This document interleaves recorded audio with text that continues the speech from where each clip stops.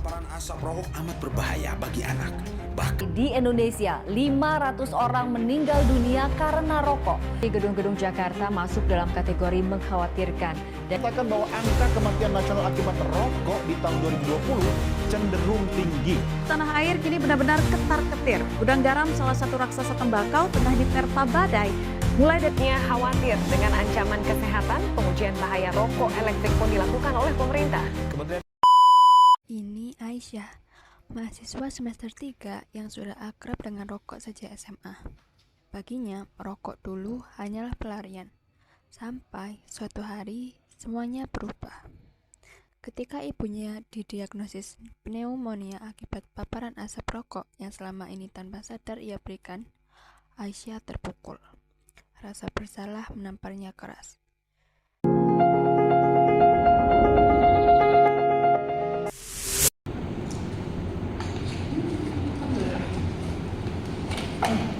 Kamu udah gak ngerokok lagi, Syah?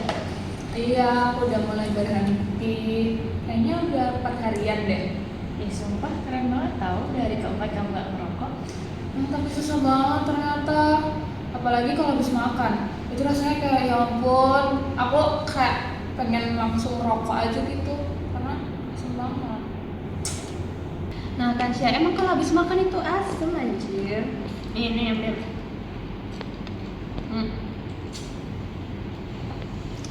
Jangan tawarin lagi, Aisyah udah serius itu. Kesehatan bukan main-main. Ih, kamu itu sensitif banget sih. Kakekku aja itu loh sampai 80 masih hidup sekarang ngerokok tiap hari. Ya itu hoki aja kali. Manda jangan. Iya apa sih? Berisik banget dah. Rokok aja. Aja kamu bilang. Kamu tahu nggak gara-gara rokok itu aku 2 bulan yang lalu itu baru keluar dari rumah sakit. Kamu tahu kan? Oh iya, aku baru ingat kamu baru keluar dari rumah sakit 2 bulan yang lalu gara-gara rokok ya. Iya, dokterku bilang aku paru-parunya udah kena. Jadi karena bertahun-tahun merokok itu aku baru berhenti. Jadinya udah ada kerusakan permanen. Kerugian finansialnya tuh nyata banget sih ya. Aku hitungin ya. Nih, setahun tuh kamu bisa ngabisin 25.000 tiap harinya. Bisa-bisa sampai 9 juta. Kamu mau ngabisin uang rokok sampai 9 juta dalam setahun? Ih, 9 juta. Mau, udah ngabisin duit 9 juta, badanku rusak. Nggak mau ah. Iya kan, mending duitnya buat kamu liburan. Tuh kan Syah, kamu udah lihat sendiri daripada uangmu dipakai buat beli rokok-rokokan, mending buat jalan-jalan.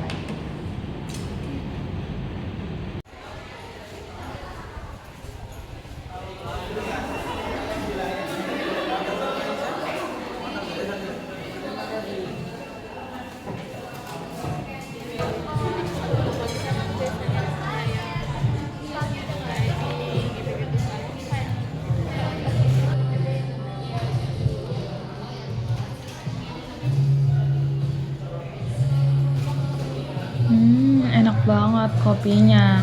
Mana ya HP aku? Oh, ini. Ada korek. Sebenarnya ngerokok sekarang enak sih. Sambil minum kopi sambil ngerokok. Mana ya? Tapi kalau aku ngerokok lagi, keulang dong. Kesehatanku nanti gimana ya? Ada ibu juga di rumah. Nanti kalau aku bau rokok gimana? Nggak apa-apa deh. Satu aja kan?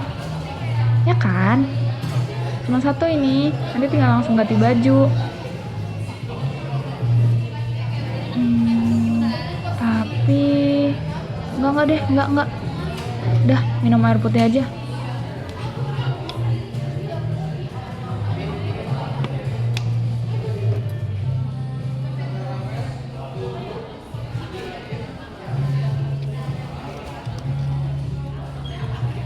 Berdasarkan video tersebut, kita akan membahas melalui teori kognitif yaitu decision making. Yang pertama ada dual process theory. Dual process theory terbagi menjadi dua, yaitu sistem pertama dan juga sistem kedua.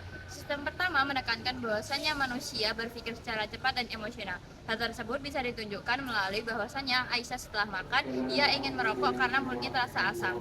Sistem kedua yaitu menunjukkan bahwasanya manusia berpikir secara lambat dan juga lebih logis. Hal tersebut menunjukkan bahwasanya ketika Aisyah berpikir ulang terkait dampak merokok yang telah disampaikan oleh Vini dan juga Nabila.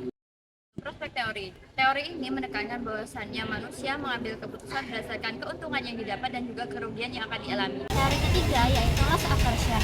Aisyah lebih takut kehilangan kesehatan dan uang dibandingkan menikmati manfaat jangka pendek dari merokok. Pernyataan Fania mengenai kerusakan paru-paru dan hitungan Nabila mengenai kerugian 9 juta per tahun memicu loss aversion yang membuat kerugian terasa lebih nyata dan lebih memaksakan daripada kenikmatan merokok, yaitu training effect. Nabila mengubah nilai pemikiran Aisyah melalui kerugian finansial. Menggunakan angka besar yaitu 9 juta per tahun mengintai perokok sebagai kerugian besar yang tidak sebanding.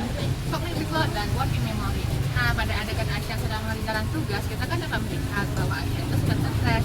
Ketika beban kognisinya itu tinggi, kita juga dapat melihat bahwa kemampuan working memory-nya Aisyah itu menurun. Hal ini juga membuat inhibition kontrol Aisyah itu juga ikutan menurun, dan sehingga saat itu condong lebih dominan. Karena lebih dominan, itu membuat Aisyah lebih condong juga untuk memilih merokok sebagai pilihan tepat untuk menyelesaikan masalah yang dirinya. Kaitannya itu semakin besar beban kognisi yang dimiliki, maka semakin besar juga kemampuan untuk mengontrol keputusan dan sehat. Hot goal empathy gap. Nah, kalau dalam teori ini itu menjelaskan ketika kita berada dalam kondisi hot state seperti kita sedang kelelahan, kita sedang stres, atau kita dalam kondisi yang emosionalnya itu sangat dominan, kita akan kesulitan untuk melihat bagaimana bedanya pemikiran kita ketika kita berada dalam kondisi yang cold state, seperti kita sedang tenang ataupun sedang realistis ataupun rasional.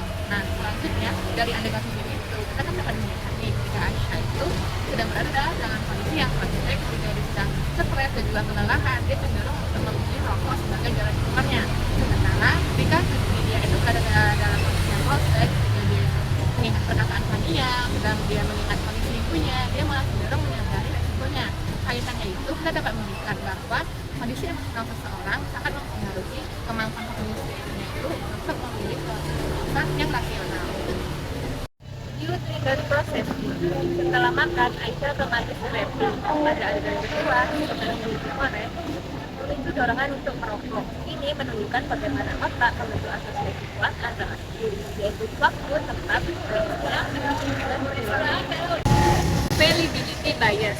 Argumen Manda bahwa kakeknya merokok sampai umur 80 tahun adalah contoh availability heuristic. Orang menilai risiko berdasarkan contoh yang mudah didapatkan data statistik. Kaitannya, bias kognitif dapat membuat seseorang menilai risiko rokok dengan salah. Nah, berdasarkan penjelasan yang telah disampaikan oleh teman-teman saya, di sini saya akan mengurutkan tingkatan kekuatan teori. Yang pertama ada dual process teori, yang kedua ada loss aversion, yang ketiga ada prospect teori, yang keempat ada cognitive load, yang kelima ada hot cold gap, yang keenam ada framing effect, yang ketujuh ada cue trigger processing, yang kedelapan ada availability bias. Jadi secara keseluruhan, teori yang paling menonjol adalah dual process teori karena menjadi dasar konflik yang dialami oleh Aisyah. Sedangkan loss aversion menjadi penggerak emosional dalam mendorong perubahan keputusan. Teori lain seperti cognitive load, framing effect, dan hot cold gap memperkuat dinamika kognitif pada momen-momen tertentu, tetapi tidak sedominan dua teori yang telah saya sebutkan di awal tadi. Sementara itu, cue trigger processing dan availability bias berfungsi sebagai penjelasan tambahan yang mendukung gambaran proses pengambilan keputusan, namun efeknya relatif lebih kecil